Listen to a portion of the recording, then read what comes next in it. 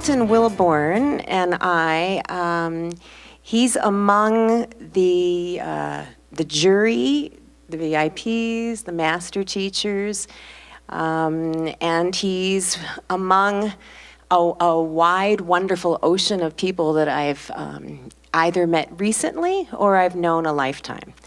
And for Carlton and I are both from Chicago. I'll let him tell most of his own story, but I was born in Chicago, and my mother was a wonderful, wonderful ballet dancer at Radio City Music Hall.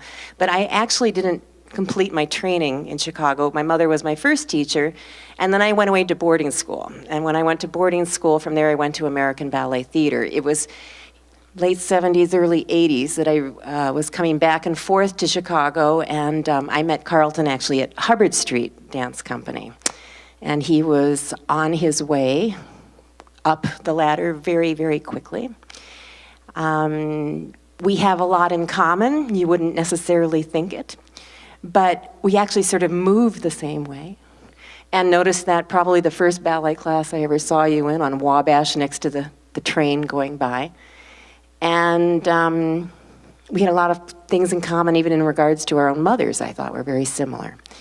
And since then, we remained very good friends at Hubbard Street, but then we also did a motion picture together that was in Chicago called Desire and Dance, and that really sort of was our portal to Los Angeles. And so from Los Angeles, he still lives in Los Angeles. I was there for 10 years, and our journey continued there with me taking on my career mostly as a choreographer in Hollywood, and Carlton, you know, everything. But I might interject every now and then. We've been dear friends. We've been through not just pas de deux together. He's an excellent partner, strongest man ever. Madonna trusted him, so I trust him too, and I trusted him before her, way before her. But you know, he actually was here before, like, I really settled in. I was here to teach master classes in the early 80s, and then I opened our studio, and Carlton was like one of the first people that came to visit us. So that's got to be at least, you know, close to 20 years that he was here and taught some master classes at MCT for us, and I think this is like, you haven't been here since. So it's a big move for him to come back. I hope he'll be here more often. He did travel with us to China. And so that's basically it. We're very young, you know, teenage friends, and I guess we're going to grow old together. Okay. So Carlton, go ahead and tell us a little bit about you. So I grew up, as Charlene said, in Chicago, on the south side of Chicago, the youngest of 5 children. And it's interesting because there was always some version of music and dancing and art going on in our house. My mom was a model on the regional level and had a string of creative types, stylists and photographers and performers that hung out with us. And so that was very sort of a rich upbringing for me. And you know, but my career really took off through my dance world. And on the heels of what Sheila, the president of this wonderful university, has been speaking about in regards to the power of teachers. When one looks at my career, you know, which has done a lot of things, and you know, it's afforded me to travel the world, it never really started because I was one of those kids that said, "Oh, Mom and Dad, I want to take dance." It really came as a fix-it for a part of my life that wasn't quite right. So my freshman year of high school, I thought I would go to school in Florida. My dad had some family there, and it didn't quite work out. About a quarter way into the first year, I decided I wanted to come home. 3 days later, I had a plane ticket. I flew back. My mom scrambled because I grew up on the south side. The neighborhood was not so great. She didn't trust the schooling to raise me. And my mom ended up running into my 8th grade teacher in the grocery store. And I always say that she was really my first angel. Her name is Carey.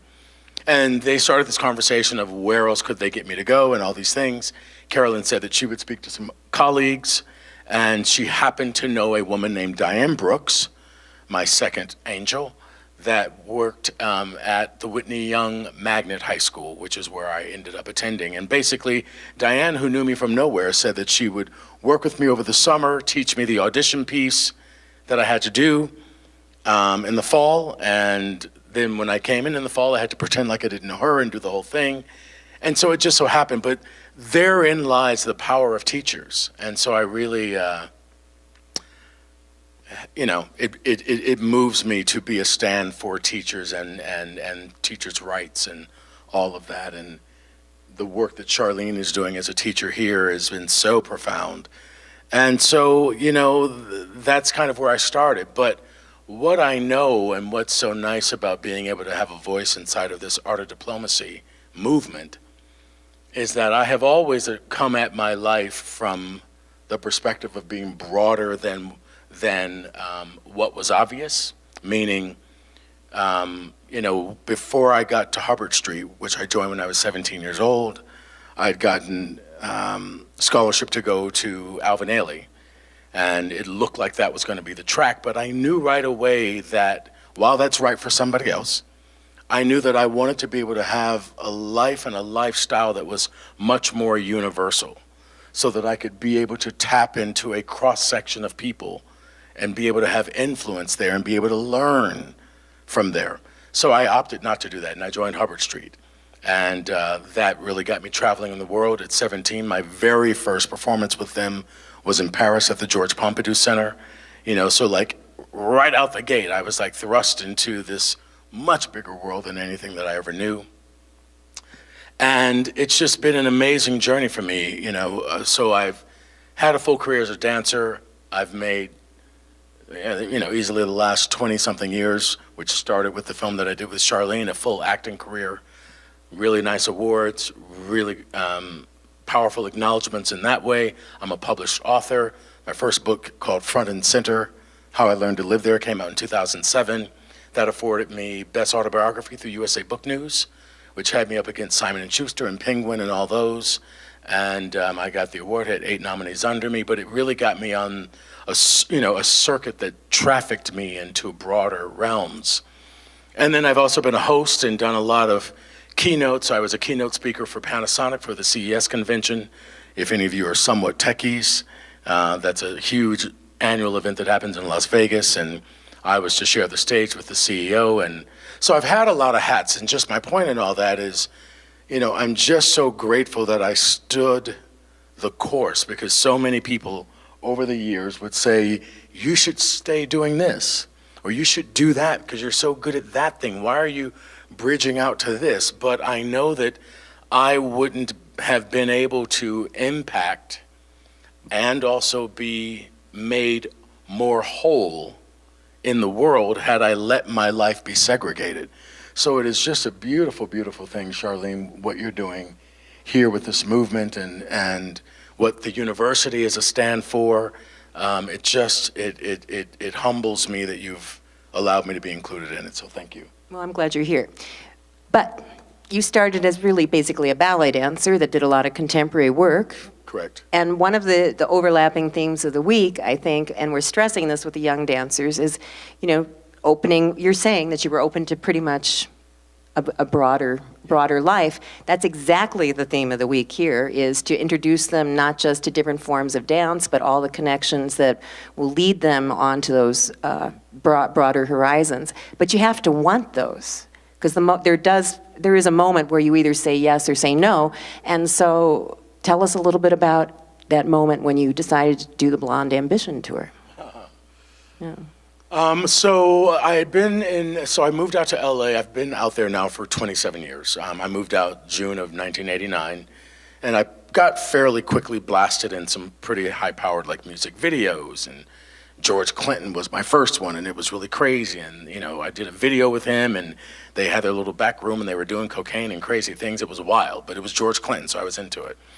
And I got to work with some really cool artists. And my very first gig was Paula Abdul, and did the American Music Awards with her. And then I went on the road, or I didn't go on the road. I auditioned for a Whitney Houston tour, of which I got accepted. But Whitney Houston wanted to sort of pause when she was going to leave. In that gap, I heard that Madonna was running auditions for the Blonde Ambition tour. And I thought, I could go to her thing. Like, I don't actually really need it because I've already got a credible gig in my pocket that I'm waiting for, so I can just go there and play. And did the audition, did the callback, and all those things, and then she threw out the offer to me, and everyone was like, how could you, because then I had to choose: am I going to do Whitney's tour or the M tour? And a lot of people were saying it's the Madonna tour. Of course, you would have said that. Said yes to her, and I thought, well, not necessarily. As a young black boy from the South Side of Chicago, the queen of the day for us was Whitney. But it took some prayer, so I went in and had my little come to Jesus conversation, and I opted to say yes to Madonna, and it honestly was just divine guidance. So my entire career with dance has truly been divine orchestration. And so the blessing is that I said yes to going on the Blonde Ambition tour, and as it turns out, Whitney Houston ended up only going to Japan for 3 weeks. And my time with Madonna has spanned a good 20 years between the tours that I did with her. I did the Blonde Ambition tour, which became Truth or Dare. I got invited back out to do the Girly Show tour. 3 years later, I ran the auditions for that tour in Los Angeles. It's interesting, when Madonna was, she did a film, some of you might know of it, called A League of Their Own, that Penny Marshall directed. And so I'm in LA, she and I had sort of lost touch for a little bit of time, and I get a phone call from M. And she's like, hey, Carlton, it's Madonna, I'm in Chicago, and they have this, I'm working on this film with Penny Marshall, and they have this choreographer that they want me to work with. And I know that you had a full career there. Do you know anything about somebody named Lou Conti? Well, Lou Conti was the director of Hubbard Street Dance Company. And it's like, how freaking random and small is this world that, here's this little boy coming from where I came from, getting a phone call of advice to give to her, somebody of that stature. But so that's how I got there, So, as I look up at the screen there, and it says that word about adversity and making you a stronger person, or helping you become a better artist, actually, because you had to push through some more boundaries. We have actually quite a few dancers here this week that have come from really difficult life stories, either as a child or as a young adult. And it is a recurring theme that many of them become the most successful, I believe, because the need has been greater, the risk has been greater, and the payoff has actually been greater. So, are we going there? Are we going there? Well, I'm just saying, what is your you've done the book and you've done it. What's the next step? Well, let me chime into the adversity conversation just a bit, so, and I thank you for sort of putting up the juxtaposition between, what it takes to have that kind of life and the risks that you have to take. So, yes, there's a lot of razzle-dazzle to my calendar and to my clock in this thing called life. But I will say that, as I stated before, I went to school in Florida, and I thought I was going to stay there for all of my years of high school and do that, and then I ended up going home early. That was because I had finally been able to stand up to a person that was abusing me sexually, that started from 8 to 13. And, I didn't tell my family about that, but I just kind of ate it and used it. And dance really just became the outlet for me to get some of that frustration out and some of those things. And, over the years, dealing with and facing my sexuality, I am a gay man. Today, I'm proud to say that. That wasn't always the case. And then cut to through dealing with this perpetrator and, unfortunately, gave me the education, or lack thereof, of how to honor myself and my own body and how to honor someone else's body. And so what that looked like with me being a teenager and a young adult, sex, big city, all kinds of things going on, in 1985, I was diagnosed HIV positive. And so, you know, which leads me to a lot of work that I'm doing right now. But I do know 1,000% that my creative life, my artistic world, has absolutely been the fuel that's given me the strength to get through it. Not just for my own journey, but like you say, getting to connect with other artists along the journey that would inspire me to keep going. So that cuts me to where we are now, and just how you say what the payoff really is. Currently, last year, 2016, and activated still now, I have a new film that's out called Strike a Pose. And it is a new documentary that is following myself and 6 other guys from the Blonde Ambition tour. When we did the Madonna tour, that particular tour was her and 7 guys. And so Strike a Pose is following the men from the Blonde Ambition tour. And it's basically what our journey was like with her, and more importantly, the impact that we've had in the world. And I can just simply authentically say that through committing to do that film and lay my soul out there, because it's put together by a team out of Amsterdam, a Dutch producing, directing team, Ryer Zwan and Esther Gold. We had a beautiful screening last night at the Roxy, which was really nice, full house, and some great conversations. But this project has allowed my soul to authentically be healed. You know, I say that 2016 was the day that God really cleansed my soul. And I say that because, you know, the directors, when they approached us, me and the other guys in 2013, summer of 13, you know, they found us on Facebook, you know, and said, hey, we've been following your careers for 7 years, unbeknownst to you.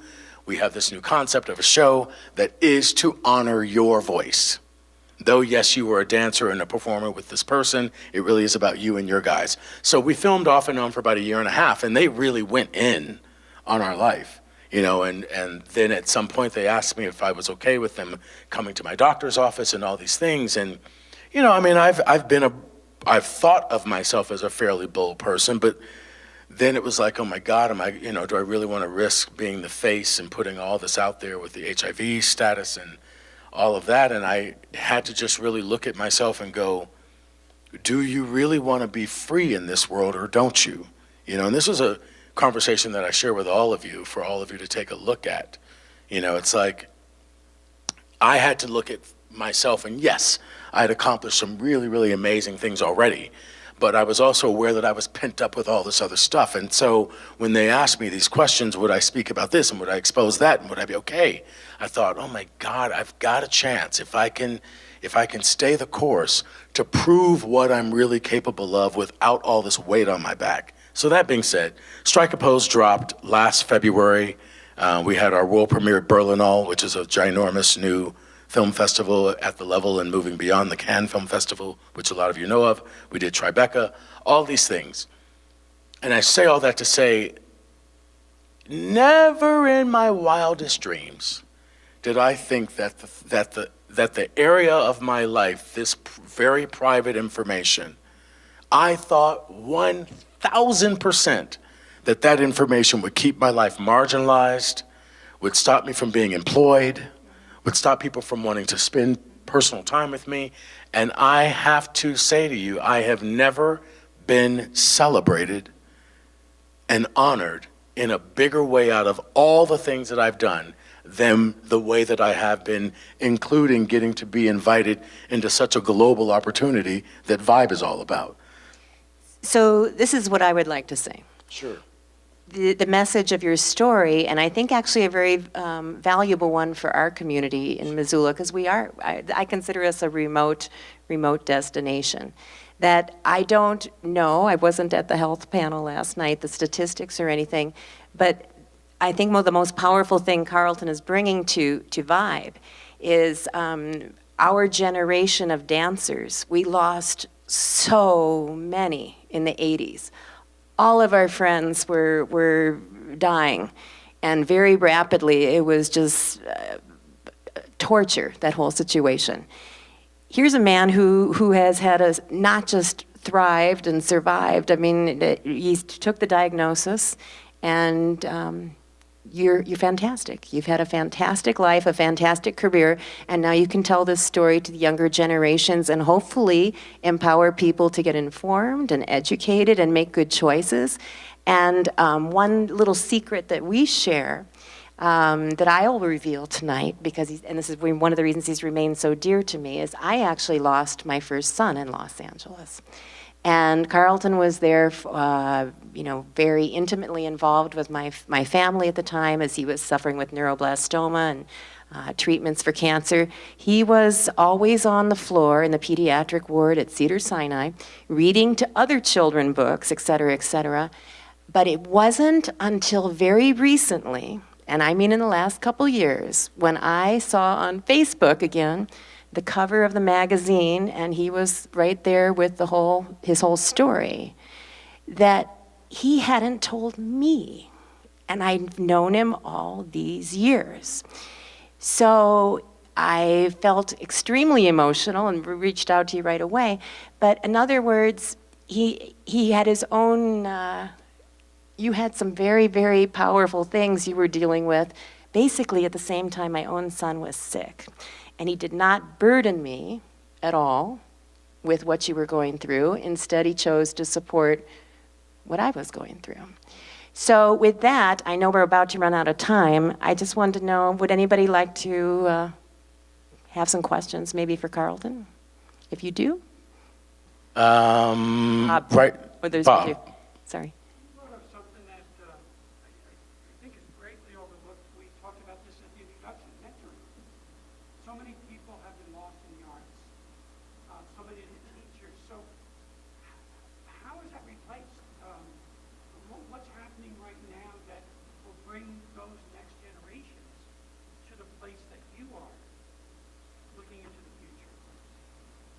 Well, we did lose a lot of very great talent at a very young age, but I think it pulled our community together in many, many ways. Every week we were losing somebody, and it actually brought us together. I mean, you hate to equate it with war or anything, but I mean, when things are not good, you seem to band together even more. And I think there was this huge support system throughout the 80s and the 90s to protect each other and to build up the next great talents that were coming up. Yeah, in my experience. And definitely for me, I mean, a lot of my work right now, as I get to do creative things or life coaching work, which I also do, is making sure that the younger generation is informed about the power about the powerful shoulders that they really get to stand on, you know?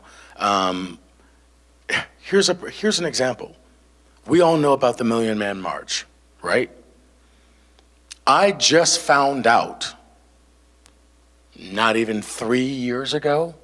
You know, I always thought, the Martin Luther King speech that happens there, that we've all known, it's an iconic speech. I always assumed that speech and the Million Man March was something that King orchestrated. And what I learned was that there's a gentleman by the name of Bayard Rustin who was the single-handed facilitator that got the Million Man March to happen. King was one of many people that were invited to speak. And I share this, and what moved me was that Bayard Rustin was a fully out, somewhat flamboyant gay man. He was connected to politicians. He had to lean on politicians. I got to see a documentary on his life and all of the work that he did, and it saddened me because I thought, to your question, Bob, and it's great, informing. I thought, oh my God, I mean, I think about myself and the other people that are in alternative lifestyles, at least sexually. Most of us have had to lean on the power of somebody that supposedly was very different than us in order to see ourselves worthy and credible. And wouldn't it have done a wonderful thing for the generations of people that have taken on a lifestyle like me to know that there's somebody of critical importance that has done a gigantic thing of value for the world. What I also found out was that Martin Luther King's movement in regards to being nonviolence was not his original movement. That was Bayard's movement. Bayard was the one that went and worked with Gandhi and came back and delivered that information to Martin Luther King. King had rifles in his house at the time, real. And I think, oh my God, I would have been able to have taken a stand for myself and my worth. So what I'm about right now is making sure that people know who came before them, be it artists, be it dancers, be it choreographers, be it directors, be it whoever that fits into the mold that they're engaged in, so that we all have more ancestors that are connected to our journey that we can lean into and help us be powerful and do what we want to do. And the power of vibe is that we get to talk about it this week. Absolutely. Right. Yeah. So thank you, Carlton. Thank you. Yes. Thank you.